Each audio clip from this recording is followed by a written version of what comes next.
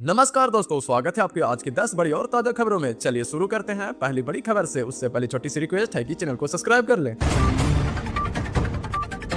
चलिए दोस्तों, बताते हैं आज की कुछ मुख्य खबरें। बिहार में 26 जनवरी से महाअभियान शुरू होने जा रहा है। अविवादित जमीन 7 और विवादित जमीन मापी 11 दिन में होगी पूरी। उप मुख्यमंत्री विजय कुमार सिन्हा ने घोषणा की है कि बिहार में अविवादित जमीन की मापी अब 7 दिनों में पूरी की जाएगी। विवादित जमीनों की मापी की अवधि 11 दिन से पूरा किया जाएगा। यह व्यवस्था 26 जनवरी 2026 से प्रभावित होगी। इसके लिए ऑनलाइन आवेदन करना होगा। सरकार के 7 निश्चय 3 के तहत आम लोगों के जीवन को आसान बनाने के उद्देश्य से यह निर्णय लिया गया है। मापी शुल्क का भुगतान आवेदन के साथ ही करना होगा।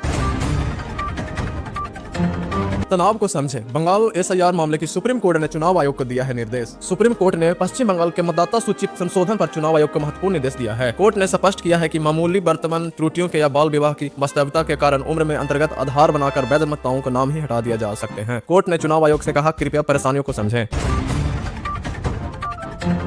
अटल, अडवाणी से लेकर नड्डा नवीन तक बीजेपी में 45 साल में बने 11 अध्यक्ष। देखे पूरी वीडियो में। भारतीय जनता पार्टी में नए राष्ट्रीय अध्यक्ष के चुनाव की प्रक्रिया 19 जनवरी को शुरू हुई है। अब तक नितिन नवीन कार्यकारी अध्यक्ष हैं। पार्टी के 45 साल के इतिहास में 11 राष्ट्रीय अध्यक्ष बने हैं, जिनमें अटल बिहारी वाजपेयी, लाल कृष्ण अडवाणी, अमित शाह और जेपी नड्डा प्रमुख हैं।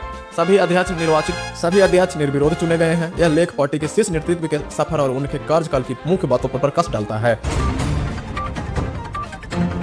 मंत्री जी पर केस चलेगा या नहीं, कर्नल सोफिया कुरैशी मामले पर सुप्रीम कोर्ट ने एमपी सरकार से पूछा सवाल। सुप्रीम कोर्ट ने मध्य प्रदेश सरकार को कर्नल सोफिया कुरैशी के खिलाफ आपत्तिजनक टिप्पणी के मामले में मंत्री कुंवर विजय शाह पर मुकदमा चलाने की मंजूरी पर 2 हफ्ते में फैसला लेने का निर्देश दिया है। कोर्ट ने एसआईटी की रिपोर्ट मजबूत राज्य सरकार द्वारा कार्रवाई न करने पर नाराजगी जताई है। मुख्य न्यायाधीश ने मंत्री के व्यवहार की निंदा और कहा कि ऑनलाइन माफी पर्याप्त नहीं है। मिडिल ईस्ट के तनाव के बीच दिल्ली पहुंचे यूएई के राष्ट्रपति पीएम मोदी के साथ व्यापार, सुरक्षा, सहयोग और ऊर्जा पर होगी चर्चा। प्रधानमंत्री नरेंद्र मोदी ने संयुक्त अरब अमीरात के राष्ट्रपति शेख मोहम्मद बिन जायद अल नहयान का दिल्ली एयरपोर्ट पर स्वागत किया है। यह दौरान मध्य पूर्व संकट के बीच हो रहा है, जो भारत और यूएई दोनों के लिए महत्वपूर्ण है। हालांकि यह एक छोटा वाशिंगटन विजिट है, लेकिन बहुत उम्मीद है कि द्विपक्षीय मुद्दों पर उत्पाद और बातचीत होगी। राष्ट्रपति के रूप में यह उनकी तीसरी भारत यात्रा है। यूपी बिजली उपभोक्ताओं के लिए बड़ी राहत। अब बैलेंस खत्म होने के 3 दिन तक नहीं कटेगी प्रीपेड मीटर की इलेक्ट्रॉनिक। उपभोक्ताओं में खुशी की लहर। बिजली उपभोक्ताओं के लिए राहत की खबर है कि अगर उपभोक्ताओं के घर में स्मार्ट प्री मीटर लगा है और रिचार्ज खत्म हो गया है तो घबराने की जरूरत नहीं है। 3 दिन तक आपका बिजली नहीं कटेगी। इसके लिए आदेश 16 जनवरी 2026 को जारी किए गए थे। मध्यांचल विद्युत वितरण निगम लिमिटेड ने इसकी उन जिलों में यह आदेश तत्काल प्रभाव से लागू कर दिए हैं। इसके लिए अलावा छुट्टी के दिन भी बिजली नहीं काटी जाएगी। इसके लिए एसओपी जारी की गई है।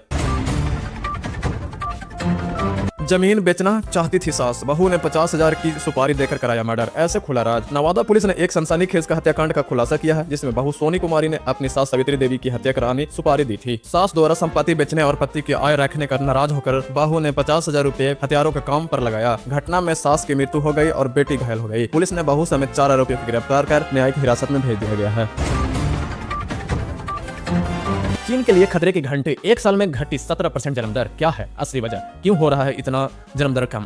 चीन में जनसंख्या संकट गहरा गया है। 2025 में जन्म दर 17 से गिरकर 1949 के बाद सबसे निचले स्तर पर पहुंच गया है। कुल आबादी 33.9 लाख की कमी आई है। युवाओं में शादी से दूसरी आर्थिक दबाव और बच्चों के पालन पोषण का खर्चा उनके मुख्य कारण है। तेजी से बढ़ती बुजुर्गता, आबादी, श्रम बल और सामाजिक सुरक्षा पर बढ़ावा बढ़ रही है, जिससे सरकार और प्रयासों के बावजूद स्थिति गंभीर बनी हुई है।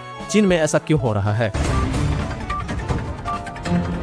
शादी का झांसा दे नाबालिग लड़की को घर से भगाया। तकनीकी सहायता से अपराधी तक पहुंची पुलिस, भेजा गया जेल। खबरें विस्तार से। भंडारा थाना क्षेत्र के शादी का झांसा देकर नाबालिग को भगाने वाला आरोपी चमरू उराव के पुलिस ने गिरफ्तार कर लिया है। लोहरदगा पुलिस ने तत्पर कार्रवाई करते हुए तकनीकी सुरक्षा की मदद से रांची के रामगढ़ बस स्टैंड से आरोपी को पकड़ा गया है। नाबालिग की सुरक्षा बरामद कर परिजनों को सौंप दिया गया है। कांड दर्ज होने के 3 घंटे भीतर आरोपी को न्यायिक हिरासत में जेल भेज दिया गया है। इंडिया न्यूजीलैंड सीरीज हार के बाद इन 3 खिलाड़ियों को खुल सकती है किस्मत। टीम इंडिया में मिल सकता है मौका। भारतीय क्रिकेट टीम को न्यूजीलैंड के खिलाफ 3 मैचों की वनडे सीरीज में हार का सामना करना पड़ा है। इस हार के बाद कुछ खिलाड़ियों को बाहर जाना माना तय है। वहीं उसकी जगह कुछ खिलाड़ियों की वापसी हो सकती है। टीम में इन खिलाड़ियों की खुल सकती है किस्मत। अक्षर पटेल, यशस्वी जायसवाल, मोहम्मद शमी की वापसी हो सकती है। दोस्तों, ये थी आज की बड़ी और ताजा खबरें। आपको कौन सी खबरें सबसे ज्यादा चौंकाने वाली लगी, कमेंट करके बताएं। और अगर वीडियो अच्छा लगा हो तो लाइक और सब्सक्राइब करना ना भूलें।